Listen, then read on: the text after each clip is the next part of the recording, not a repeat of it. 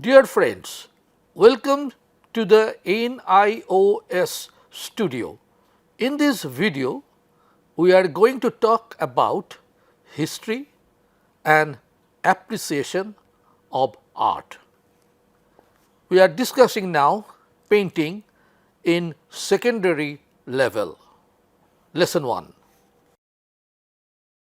History and appreciation of art. From 3000 BCE to 600 CE.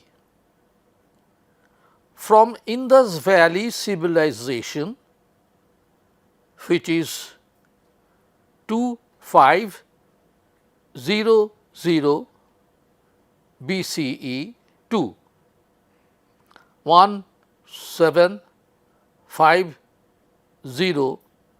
BCE to Mauryan dynasty, which was 3rd century BCE. We see a gradual development in arts and crafts. Artists of Harappan period were extremely skilled. Mauryan period marked a new beginning in Indian history. Highly polished quality of the sculpture pillars from the Ashokan period are treasure of Indian art.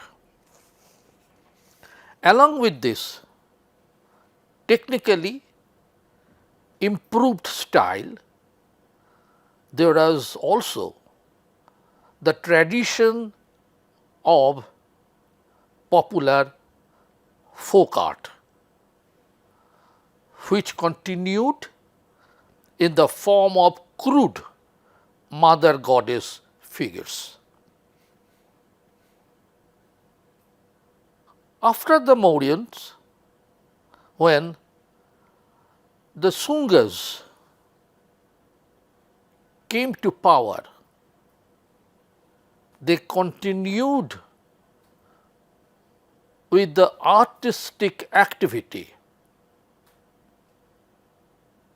and we got the great stupa and sculptures of Sanchi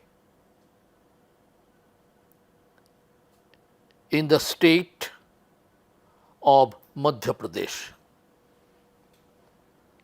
The Kushans, who had come from outside India, helped in the progress. During this period, we see the development of the sculpted portraiture for the first time. Gupta period is regarded as the golden period in Indian art history. Refinement came in the representation of the human figures. Some of the most important art centers during this period were Mathura, Sarnath, Ujjain, Ohichhatra, and others. Gupta sculptures show the perfect balance and blending of the style, the skill, the mastery and the imagination. The religious sculptures show a divine quality. The slight tilt of the lip, the full roundness of the figures, accurate carvings, and simplicity became the stylistic stamp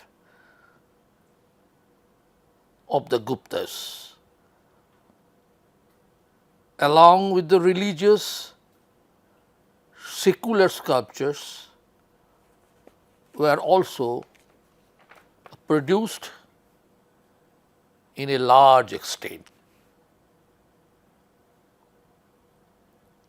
Famous paintings of Ajanta were done during this period. Beside paintings and sculptures, the new development in art was the cave and temple architectures. Some of the most important sites in this respect are the Udayagiri caves in Madhya Pradesh and the Nachna and Bhumara, where temple architectures started. In a nutshell, it can be said that Gupta period is classical period of the Indian history. Now let us discuss the objectives of this study. After the study of this lesson, you will be able to describe in brief the art of this period from 3000 BCE to 600 CE. Further, you will be able to state the names of enlisted art objects of this period and distinguish the material used, sites, sizes, colors, and place of collection of the enlisted art objects. You will identify distinctly the names of enlisted part of objects of this period and differentiate and identify the characteristics of the enlisted art objects. Let us know about the famous work from Harappan period. This is the statuette of dancing girl. We give a general description of this statuette. This statue is made of metal and is probably one of the finest examples of the artistic and technical skills of Indus Valley craftsmen. This female figure at the same time shows the fine skills of metal casting and artistic refinery. The figure is lanky, thin and rhythmic in character. Some very interesting points can be noticed in sculpture. First of all, while she has been shown without clothes, in her left hand she has bangles till almost her shoulder, very much like we can find in the tribal people of modern days in Gujarat and Rajasthan region. Second important thing to notice is the hairstyle. While the other mother goddess figures which have been found from this civilization have elaborate hairstyle, this figure shows a much contemporary style.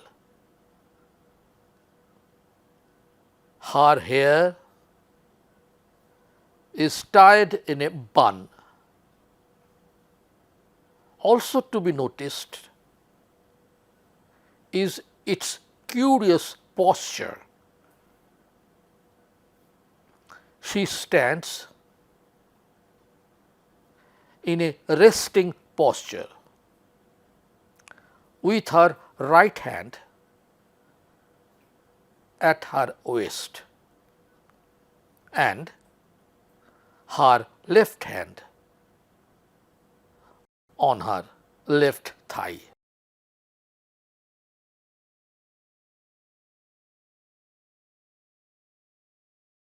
The casting is perfect. Casting is a process in which a mold is made of the clay statue and then melted metal is poured into the mold. After it cools down, mold is broken and the statue is taken out. There is a tremendous monumentality in this particular sculpture. That means, though this is approximately 4 inches in height only, it seems to be a larger one to us.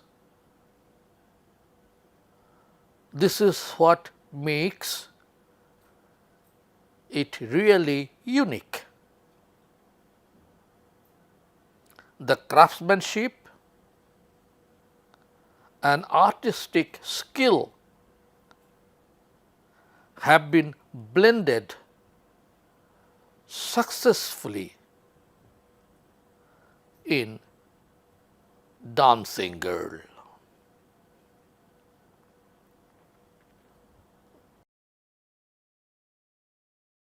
Let us know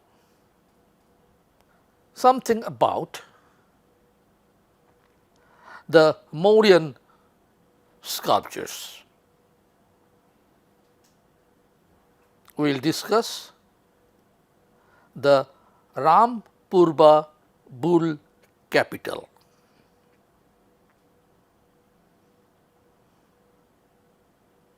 Let us have the general description. Emperor Ashoka engraved his edicts and teachings of Lord Buddha on pillars,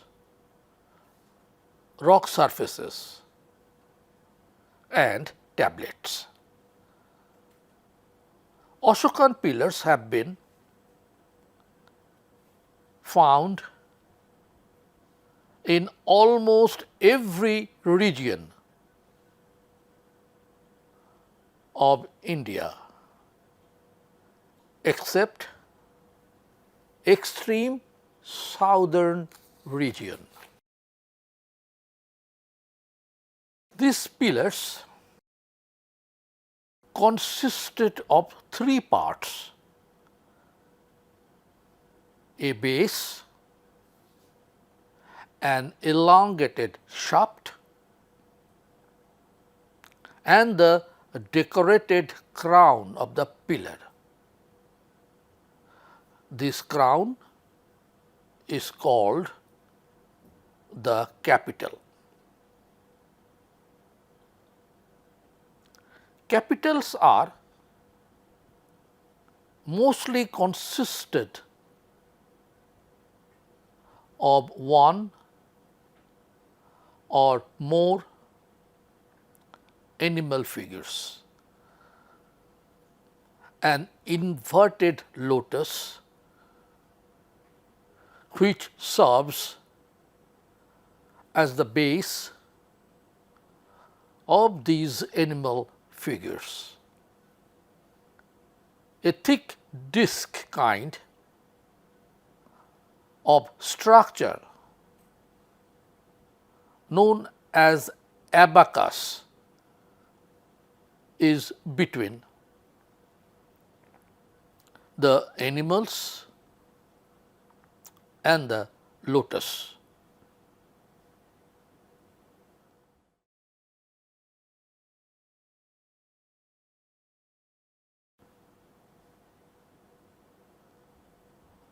Bull capital is one of the most famous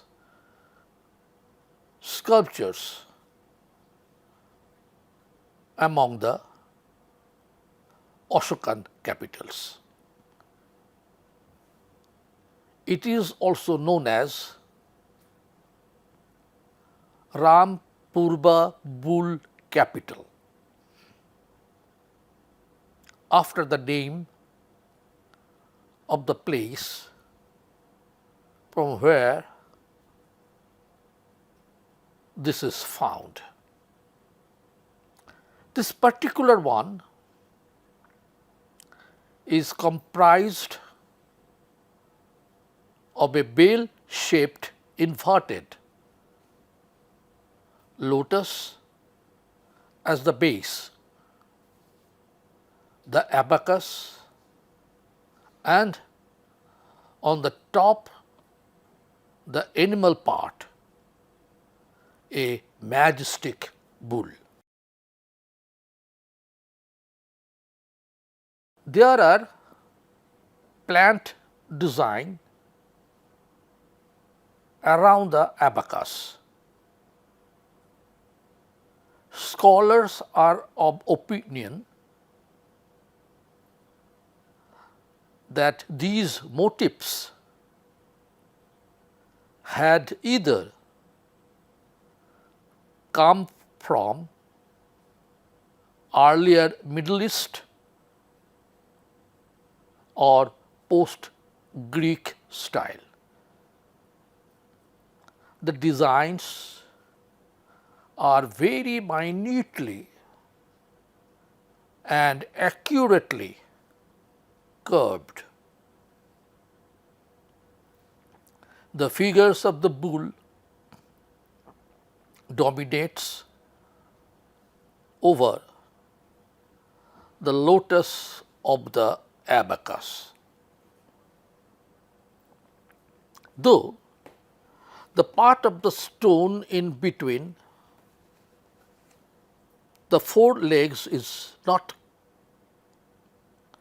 curved out, it does not disturb the strength or beauty of the bull. We can feel the weight and the power of the animal, and there lies the success of the artist. In fact, the ornate quality of the lotus base and the abacus create a contrast with the plain representation of the bull. The carving of the bull obviously shows mastery of the Indian sculptor over their subjects. What is unique about this bull capital is its extremely polished quality. This is one of the most important characteristics of the Mauryan sculptures from Ashokan period. According to scholars, the technique of high polish was learnt from the sculptors of Middle East.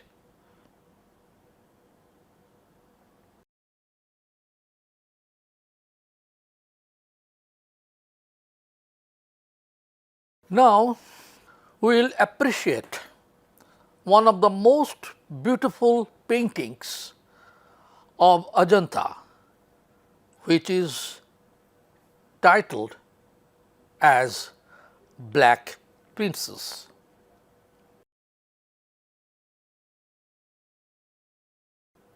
The general description of this particular painting is very interesting. The caves of Ajanta are situated near Aurangabad district in Maharashtra.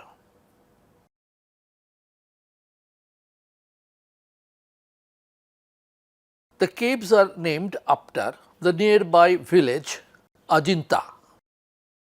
The caves, including the unfinished one, are 30 in number. Some of the caves served as chaitas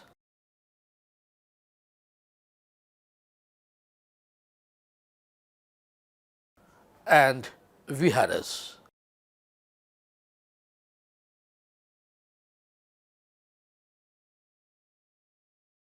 Chaitas are the caves in which the monks worship, and viharas are their dwelling place. Ajanta paintings were done on two phases. First, the Hinayana phase. In this phase, Lord Buddha's images were not created. He was worshipped only through symbols like Bodhi tree, staircase, and his sandals.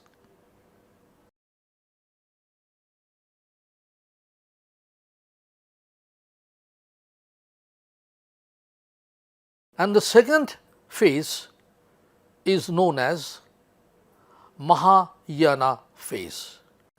In this phase, Buddha was represented in human form.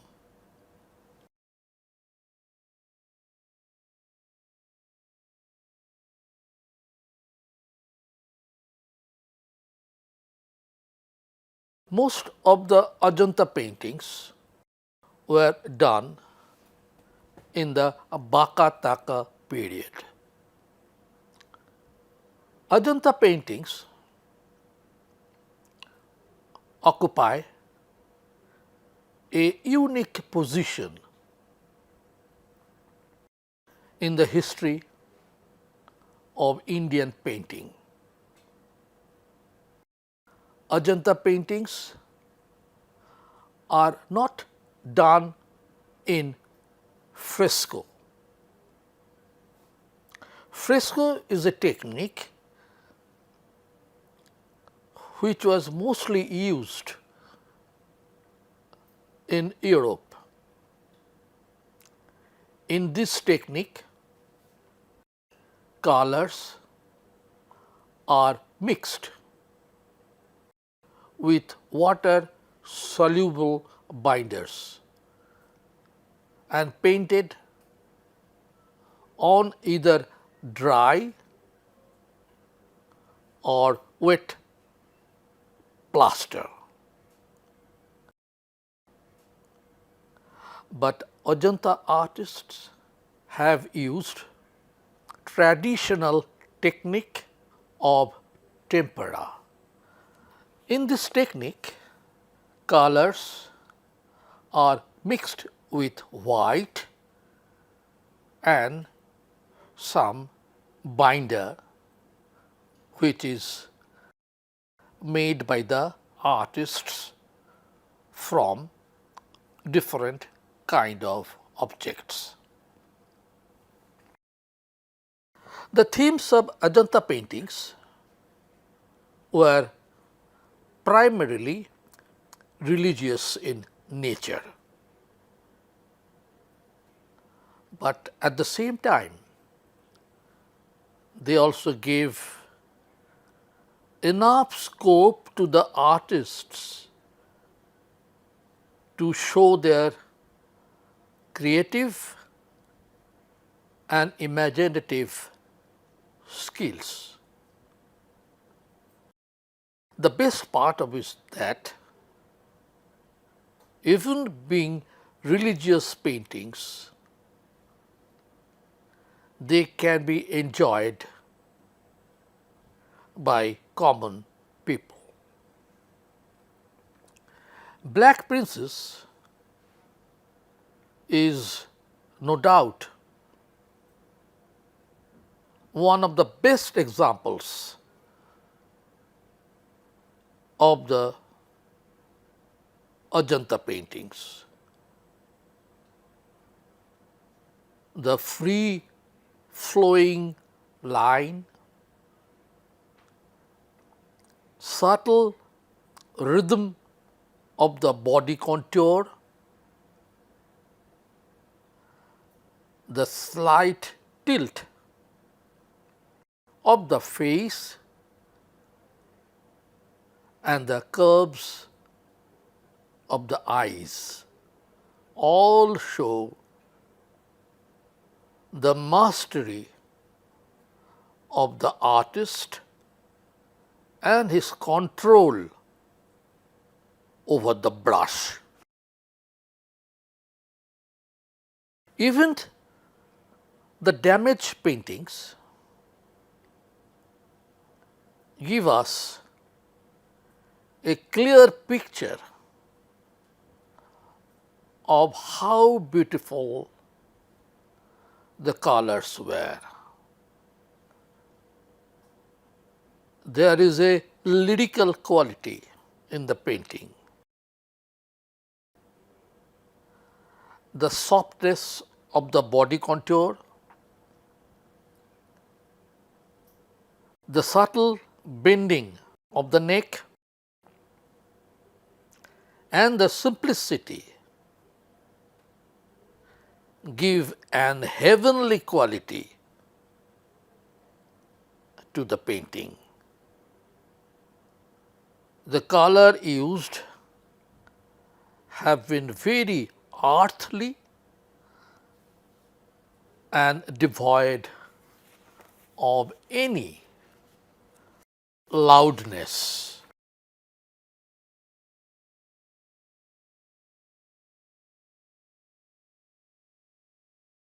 Dear friends, let us now assess what we have learned from this lesson. Indus Valley civilization was named after the site from where the first evidence of this civilization was found. Main sites of this civilization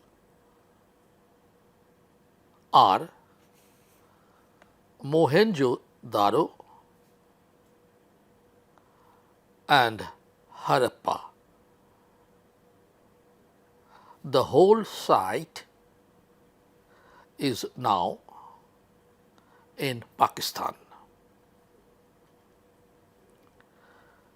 Though initially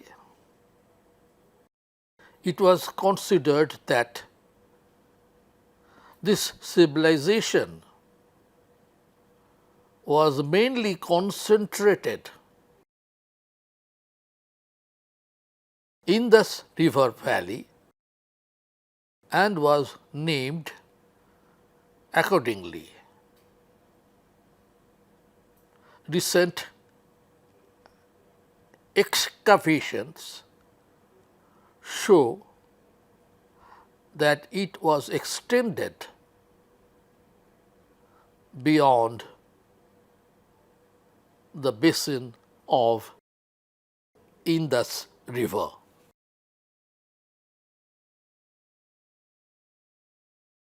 This civilization is also known as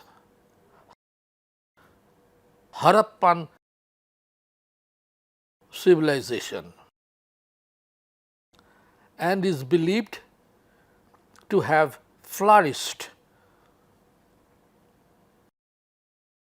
between 2500 BCE and 1750 BCE.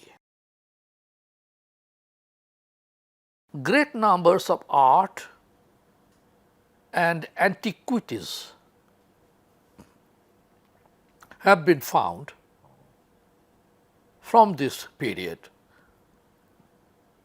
which include seals, potteries, jewelry, tools, toys, and statuettes and other utilitarian objects. Next important period in Indian history was the time of the Mauryan dynasty, which was founded by Chandragupta Maurya. Though he himself is an illustrious figure in Indian history, mainly because of his administration and his minister Kautilya, better known as Chanakya. His grandson Ashok the Great did lots of benevolent works and contributed much to the development of art and architecture.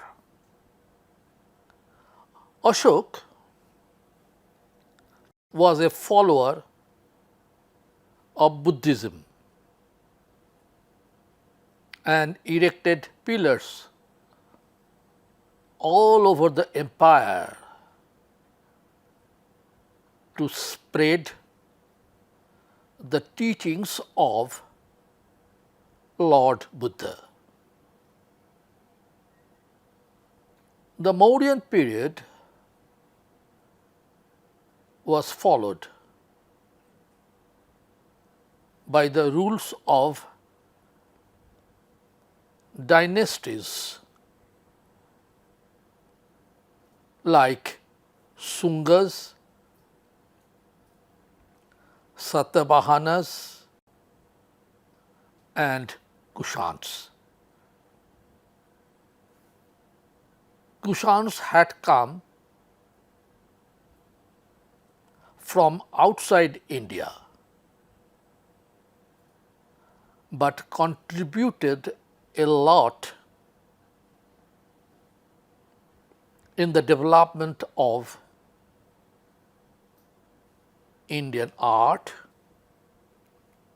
and architecture.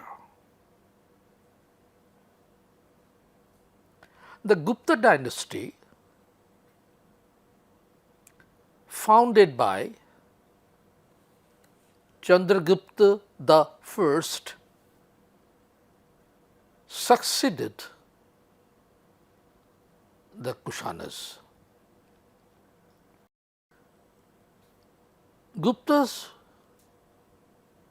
were not only great warriors and administrators, but they were also great patrons of different types of art. Ashoka, under the imperial Guptas, there occurred an overall development in every field, including all kinds of art and science. This period saw the rise of the legendary personalities like Kalidas, Aryabhat, Barahamihir and others. It is justified to call Gupta period as the golden period of Indian history in all respects. So, my dear friend, for any kind of learning support, you can contact us at our helpline number 1800-180-9393. For more information, log on to www.nios.ac.in. Hopefully, you have enjoyed these discussions, and I thank you for watching the program. Thank you.